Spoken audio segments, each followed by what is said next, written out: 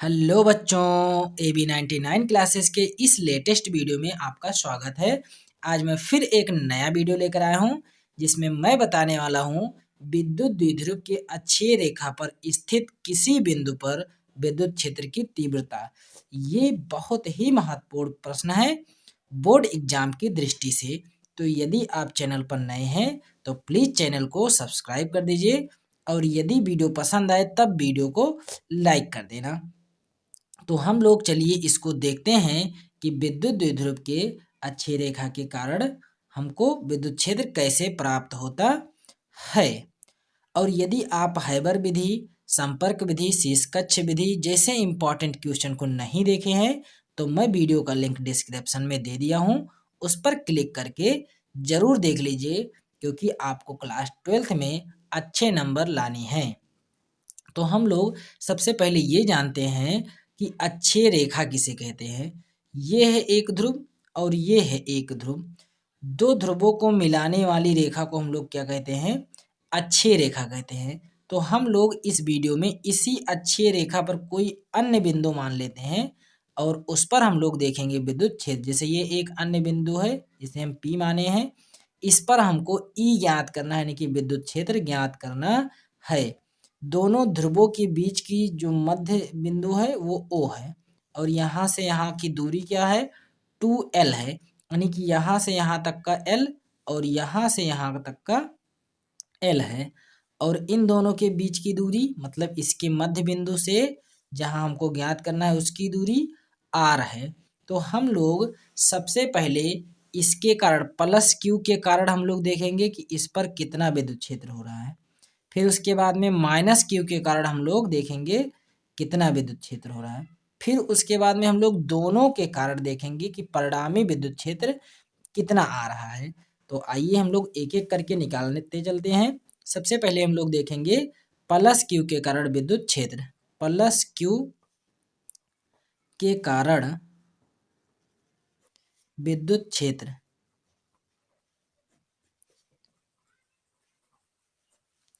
अब एक बात हमको इससे पहले जानना जरूरी है कि कूलाम का नियम क्या होता है। तो कूलाम का नियम होता है F बराबर 1/4 पाई एप्सिलॉन नॉट के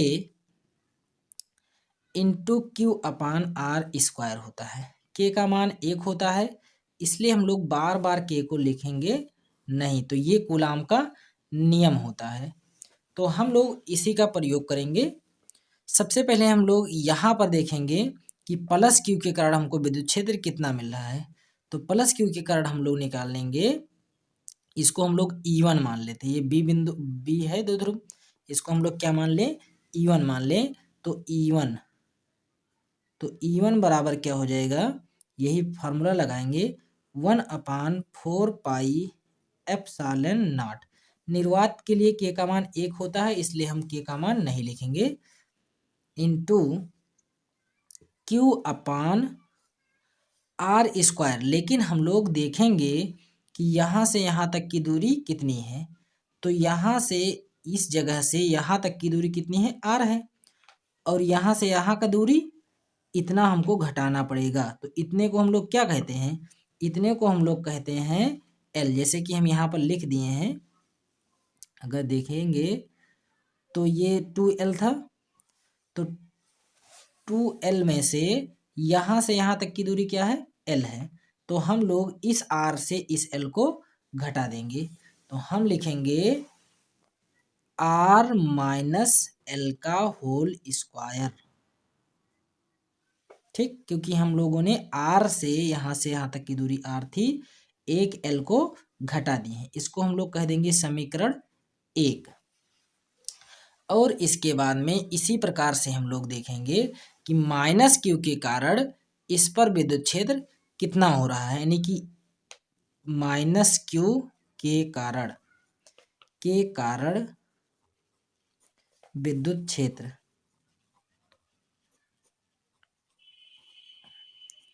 तो जैसे यहाँ पर E1 माने थे, हम लोग यहाँ पर क्या मान लेंगे? E2। तो E2 बराबर क्या हो जाएगा? यही फार्मूला लगाओ 1/4 पाई एप्सिलॉन नॉट। के का मान 1 है इसलिए नहीं लिखेंगे, क्यू अपान क्या लिखा हुआ आर स्क्वायर, आर मतलब दूरी। तो हम लोग इसकी दूरी देखेंगे कि यहाँ से यहाँ तक की दूरी क्या है। तो यहाँ से अगर हम लोग यहाँ तक आते हैं तो आर है, और यहाँ से यहाँ तक की दूरी अभी जस्ट हम लोग देखे थे जिस तरह से उसमें हम लोग किए थे, तो यहाँ से लेकर के यहाँ तक की दूरी 1 L है, यानी कि आर और प्लस में L। तो यहाँ से यहाँ तक की दूरी क्या हो जाएगी, आर प्लस L हट ही नहीं रहा है, आर प्लस में L का होल स्क्वायर। इसको हम लोग कहेंगे समीकरण 2। तो हमको यहाँ पर दो बातें पता चल गया कि माइनस क्यू के कारण हमको ये मिलेगा और प्लस क्यू के कारण हमको ये मिलेगा। अब हम लोग देखेंगे कि इन दोनों के कारण हमको क्या मिलता है, यानी कि कुल विद्युत क्षेत्र। क्या देखेंगे, कुल विद्युत क्षेत्र, विद्युत क्षेत्र। तो यदि हमको कुल विद्युत क्षेत्र निकालना है यानी कि ई निकालना है, तो ई के लिए हम लोग क्या लगाएंगे फार्मूला, ई बराबर E1 माइनस E2। क्या लगाएंगे, E1 माइनस E2। तो सबसे पहले हम लोग E1 का मान रख देंगे। क्या रख देंगे, ई बराबर E1 का मान। E1 का मान कितना है, तो E1 का मान है 1/4πε0। तो लिखेंगे हम लोग 1/4πε0, 1/4πε0 दिखाई नहीं दे रहा होगा। E1 का मान कितना लिखेंगे, 1/4πε0, और फिर क्या है, इंटू में Q अपान R माइनस L का होल स्क्वायर। फिर माइनस का चिन्ह लगा हुआ है, माइनस का चिन्ह लगा देंगे। फिर उसके बाद में E2 का मान, E2 का मान क्या है, 1/4πε0 इंटू Q अपान R प्लस L का होल स्क्वायर। अब हम लोग अगर देखेंगे इसमें, तो ये हमको यहाँ भी दिख रहा है, यहाँ भी दिख रहा है, Q भी हमको यहाँ दिख रहा है, यहाँ दिख रहा है। तो हम लोग इसको और Q को कॉमन ले सकते हैं, है ना। तो हम लोग ले लेंगे कॉमन। तो देखिए E बराबर क्या हो जाएगा, 1/4πε0, यानी कि हमने इससे बाहर निकाला है, और Q को भी निकालेंगे तो ये बन जाएगा Q। और बचा क्या, जब हमने इसे निकाल दिया, Q को निकाल दिया, तो यहाँ एक बचा हुआ है, 1/R माइनस L का होल स्क्वायर, माइनस यहाँ भी Q निकल गया बाहर, तो 1/R प्लस L का होल स्क्वायर। इसके बाद में हम लोग अब क्या करेंगे, हम लोग जानते हैं भिन्न का सवाल कैसे होता है, इसको इससे गुणा, इसको इससे गुणा, और इसको इससे गुणा कर देंगे। तो ये इधर जब गुणे में जाएगा तो क्या हो जाएगा, E बराबर Q अपान 4πε0, इधर जाएगा तो क्या होगा, R प्लस L का whole square minus R minus L का होल स्क्वायर। फिर उसके बाद में बट्टे में ये दोनों आपस में गुणा हो जाएंगे, यानी कि R माइनस L का whole square into R plus L का होल स्क्वायर। यहाँ तक हमारा फाइनल हो चुका है। इसके बाद में हम लोग आगे देखते हैं, आगे क्या होगा। हम लोग फार्मूला जानते हैं a प्लस बी का होल स्क्वायर और a माइनस बी का होल स्क्वायर।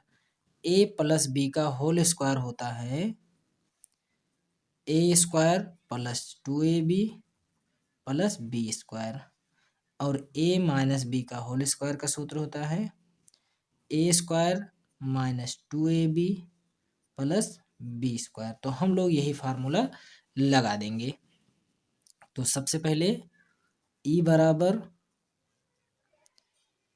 Q अपान 4πε0 इंटू R, देखो A मान ले, इसको B मान ले, तो A प्लस बी का होल स्क्वायर। तो यहाँ क्या आ जाएगा, यहाँ आ जाएगा R स्क्वायर प्लस में 2RL प्लस एल स्क्वायर, इसको लगा देते हैं ब्रैकेट, माइनस आर एल यानी कि ए बी, तो ए माइनस बी का होल स्क्वायर। तो क्या हो जाएगा, ए का स्क्वायर यानी कि आर का स्क्वायर माइनस 2 RL और फिर प्लस में एल का स्क्वायर। फिर उसके बाद में हम लोग नीचे देखते हैं, नीचे हमारा क्या हो जाएगा, आर से आर का गुणा तो आर स्क्वायर, एल का एल से गुणा तो एल स्क्वायर, प्लस माइनस क्या हो जाएगा, माइनस। अब इन दोनों का होल स्क्वायर, क्यों, क्योंकि यहाँ भी स्क्वायर था यहाँ भी स्क्वायर था, इसलिए हम लोग क्या कर दिए हैं, होल स्क्वायर कर दिए हैं। अब हम लोग देखते हैं, इस ब्रैकेट को हम लोग खोल देते हैं। तो ब्रैकेट खोलने पर क्या होगा, देख लेते हैं, एक स्टेप और कर लेते हैं। Q/4πε0 r square plus 2RL plus l square, देखिए माइनस और प्लस, माइनस आर स्क्वायर, फिर माइनस माइनस प्लस 2RL, फिर minus plus minus l square, और नीचे क्या है, तो अगर हम लोग नीचे देखेंगे तो यहाँ पर हम इसे लिख सकते हैं आर के पावर 4 और उसके बाद में एल के पावर 4, ऐसे हम लोग लिख सकते हैं, कोई दिक्कत नहीं, क्योंकि 2 दूना 4, 2 दूना 4। अब यहाँ पर क्या होगा, अगर ये प्लस है और ये हमारा माइनस कैंसिल हो जाएगा, ये प्लस है ये हमारा माइनस है, कैंसिल हो जाएगा। अब हमारा बचेगा क्या, Q/4πε0 2RL 2RL, तो क्या हो जाएगा 4RL और बट्टे में आर का पावर 4 और फिर माइनस एल के पावर 4। अब यहाँ पर जो एल का मान होता है ये आर से बहुत कम होता है, तो हम लोग लिखेंगे एल का मान, एल का मान आर से अत्यधिक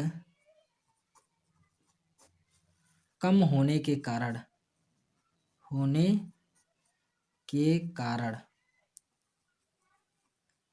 हम लोग एल का मान 0 मान लेते हैं। क्या मान लेते हैं, 0, यानी कि जो आर है ये बहुत बहुत बड़ा है एल से, इसीलिए हम लोग एल का मान क्या मान लिए, 0 मान लिए हैं। तो जब हम लोग एल का मान 0 मान लेंगे तो क्या हो जाएगा, Q/4πε0 और ऊपर बचा हुआ है 4RL और नीचे बचा हुआ है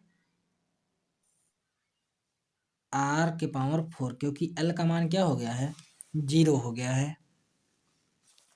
तो हम लोग अब देखेंगे है, उससे पहले ये जो ई है इसको हम लोग कुछ इस प्रकार से कर देते हैं, 4πε0 2RL प्लस में 2RL था बट्टे में आर के पावर 4। तो यहाँ पर क्या होता है कि अगर हम लोग देखें तो यहाँ पर आर की संख्या कितनी है, 2 है, और एल की संख्या भी यहाँ पर देखेंगे तो 2 है। तो ये जो एक आर है इसका एक आर इसके एक आर से कैंसिल हो जाएगा, तो यहाँ पर क्या बचेगा, ई बराबर Q/4πε0 डॉट 2L। देखिए यहाँ का जो आर था, जो ये आर था, इस आर को हम लोग क्या कर दिए हैं, इस आर को हम लोग कैंसिल कर दिए हैं, क्या कर दिए हैं, कैंसिल कर दिए हैं इसके एक आर से। तो यहाँ पर हमारा क्या बचा है, सिर्फ 2L बचा हुआ है, और नीचे हमारा कितना बचा हुआ है, एक आर जब कैंसिल किए हैं तो हमारा आर के पावर 3 बचा हुआ, कितना बचा हुआ है, 3 बचा हुआ। अब हम लोग क्या करेंगे, इस क्यू को अंदर कर देंगे, तो हमारा ई बराबर आ जाएगा 1/4 पाई एप्सिलॉन नॉट Q2L। यहाँ पर एक और आर बचा होता है, 2 आर था ना, तो एक ही आर कैंसिल हुआ, एक आर बचा होता तो 2RL होगा। क्या होगा? 2RL होगा। Q2RL बट्टा में R क्यूब होगा।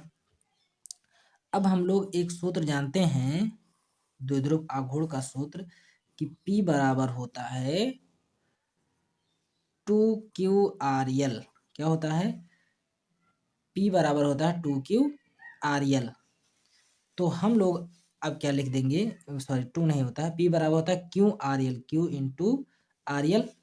तो हम लोग यहाँ पर अब जहाँ पर 2RL है, यहाँ पर हम लोग लिख सकते हैं E बराबर 1/4 पाई एप्सिलॉन नॉट। अब इसकी संख्या कितनी है? यहाँ पर 2 है, तो 2P कितनी संख्या थी यहाँ पर?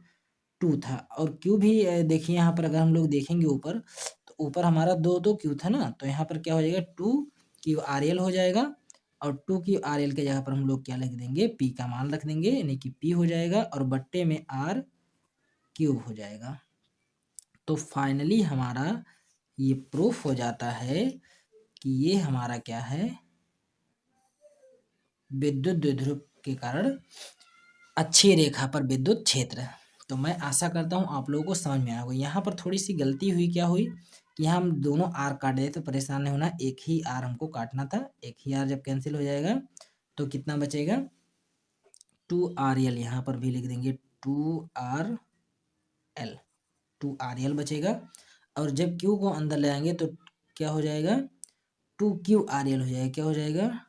2QRL। क्या हो जाएगा? 2QRL। और 2QRL बराबर क्या होता है?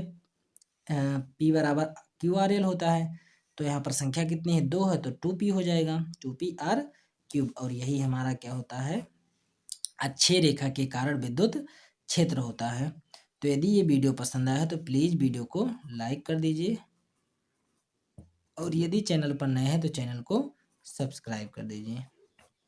धन्यवाद दोस्तों, फिर मिलते हैं अगले वीडियो में।